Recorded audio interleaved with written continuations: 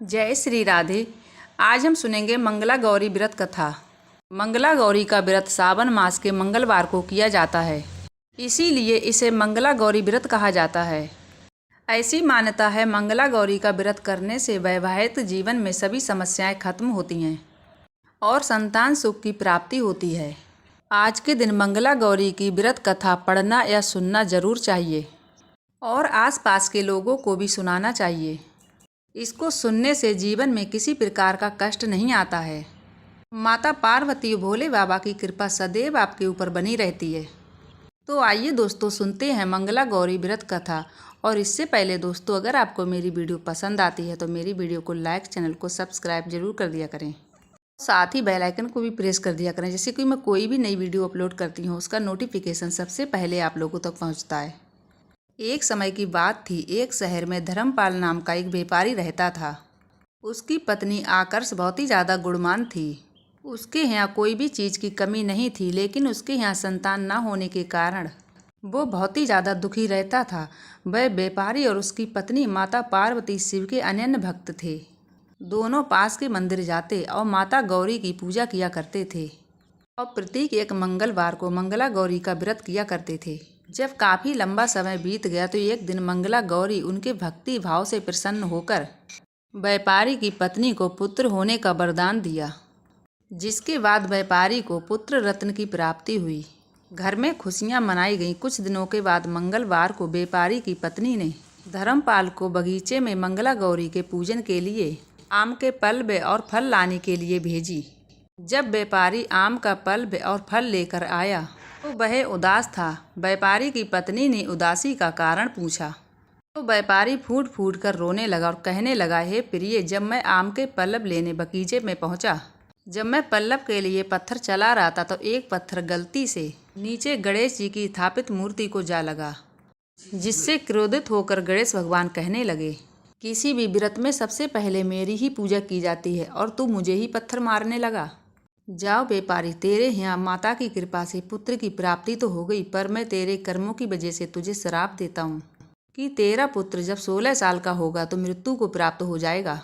तब तुम्हें इसके बारे में पता चलेगा कि दर्द क्या होता है। इतना सुनते ही व्यापारी की पत्नी व्यापारी से बोली, हे नाथ, होनी को भला कौन टाल सकता है। माता गौरी की कृपा से हमें पुत्र की प्राप्ति हुई है और वही हमारे पुत्र की रक्षा का रास्ता दिखाएंगे।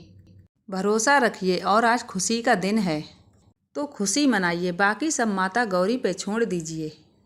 पुत्र की प्राप्ति होने से व्यापारी का समय कैसे बीतता चला गया उसे थोड़ा भी एहसास नहीं हुआ और देखते ही देखते उसका पुत्र 12 वर्ष का हो गया। व्यापारी अपने पुत्र को काशी पढ़ने भेजना चाहता था, पर इससे पहले उसने अपने पुत्र की इच्छा जानना चाहिए। परंतु व्यापारी का पुत्र बोला, पिताजी, मुझे पढ़ने में अब थोड़ी भी रुचि नहीं है। मेरी केवल इच्छा है कि मैं लोगों की सेवा करूं। ये बात सुनकर व्यापारी सोच में पड़ गया। फिर उसे याद आया कि गणेश भगवान ने उसे श्राप दिया है कि उसके बालक की मृत्यु 16 वर्ष में हो जाएगी। इस तरह से मेरे पुत्र की शेष आयु सिर्फ 4 साल बची है, तो क्यों न इसकी खुशी जिसमें है वही कार्य करने दिया जाए। यह सोचकर उसने पुत्र से कहा, बताओ पुत्र, मैं तुम्हारे लिए क्या कर सकता हूँ। तो बालक ने कहा, है पिताजी, तुम मेरे लिए चौराहे पर 2 घड़े पानी और कुछ मीठा रखवा दीजिए। मैं आते जाते सभी प्राणियों को मीठा खिलाकर पानी पिलाने का काम करूँगा। इतना सुनते ही व्यापारी ने तुरंत इसका प्रबंध करा दिया। फिर क्या था, बालक चौराहे पर बैठ के आते जाते सभी प्राणियों को पानी पिलाता था और सभी प्राणी पानी पीने के बाद उसे युग युग जीने का आशीर्वाद देते थे। 16वें साल पूरे होने वाला था, तभी उस रास्ते से देव नारद जी गुजर रहे थे। तभी बालक की नज़र उन पर पड़ी और बालक दौड़ के उनके पास पहुंचा और उनसे बोला, हे साधु महाराज, थोड़ी मुझे भी अपनी सेवा करने का मौका दीजिए। नारद जी बालक की इतनी सुंदर बात सुनकर बहुत ही प्रभावित हुए और बालक के द्वारा दी गई गुड़ खाकर पानी पिए और उनके मुख से भी युग युग जीने का आशीर्वाद निकल गया। तभी नारद जी के दिमाग में आया कि यमलोक गए काफ़ी समय हो गया, जरा उधर की भी खबर ले लिया जाए। इतना सोचते ही नारद जी यमलोक के लिए प्रस्थान हो गए। वहां जाकर देखते हैं कि यमराज जी महाराज कहीं के लिए प्रस्थान करने वाले हैं। तभी उनसे रहा नहीं गया और उन्होंने पूछ ही लिया कि महाराज, लगता है आप कहीं जाने के लिए तैयार हैं। इस पर यमराज जी बोले, हाँ मुनिवर, आप बिल्कुल ठीक समझे। मैं पृथ्वी लोक पर एक बालक के प्राण हरने जा रहा हूँ। तभी नारद जी कहने लगे कि बालक इतनी कम उम्र में भला क्यों? क्या उसका प्राण हरना इतना आवश्यक है? तभी यमराज जी ने बताया कि एक व्यापारी का बालक है जो कि भगवान गणेश के द्वारा अल्पायु है और उसकी मृत्यु 16वें साल में निश्चित है। आज उसका 16वां साल पूरा होने वाला है, परंतु आज भी वह बालक अपनी मृत्यु से बेखबर होकर रास्तियों को मीठा खिला रहा है और मीठा खिलाकर उनकी सेवा कर रहा है। उतना सुनकर ही नारद जी का माथा ठनका। आप कहीं व्यापारी धर्मपाल के पुत्र के बारे में तो ना कह रहे हैं? तब यमराज जी ने कहा, आप बिल्कुल ठीक समझ रहे हैं। इतना ही सुनते नारद जी ने कहा, ये तो असंभव है। मैंने भी उस बालक की सेवा प्राप्त की है और मीठा खाकर पानी पीकर उसे जुग जुग जीने का आशीर्वाद देके आया हूँ।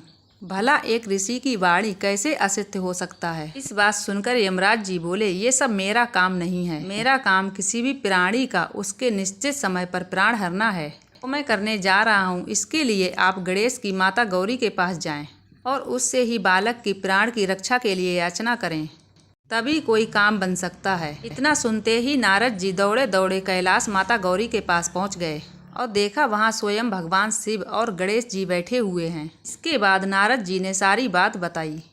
इतना सुनते ही माता गौरी ने कहा, ये तो घोर अनर्थ हो जाएगा कि एक ऋषि का दिया हुआ आशीर्वाद असत्य हो जाए और गणेश का भी दिया हुआ श्राप व्यर्थ नहीं जा सकता।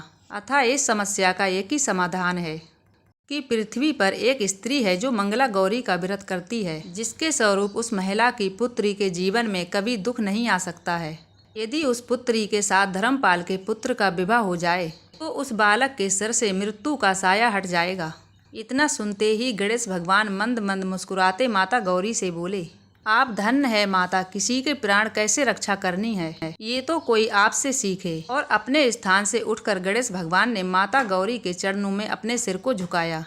फिर क्या था, नारद जी ने व्यापारी के पास जाकर उसके पुत्र के प्राण की रक्षा का उपाय बताया। फिर व्यापारी ने आनंद के साथ अपने पुत्र का विवाह उस कन्या के साथ कर दिया। फिर इस प्रकार माता गौरी की कृपा से व्यापारी का पुत्र दीर्घायु हो गया। उम्मीद करती हूँ आपको ये कथा जरूर पसंद आई होगी। पसंद आई हो तो वीडियो को लाइक, चैनल को सब्सक्राइब कर दिया करें और कमेंट बॉक्स में हर हर महादेव लिखना मत भूलिएगा। मिलूंगी ऐसी अगली वीडियो में, जब तक के लिए जय जय श्री राधे।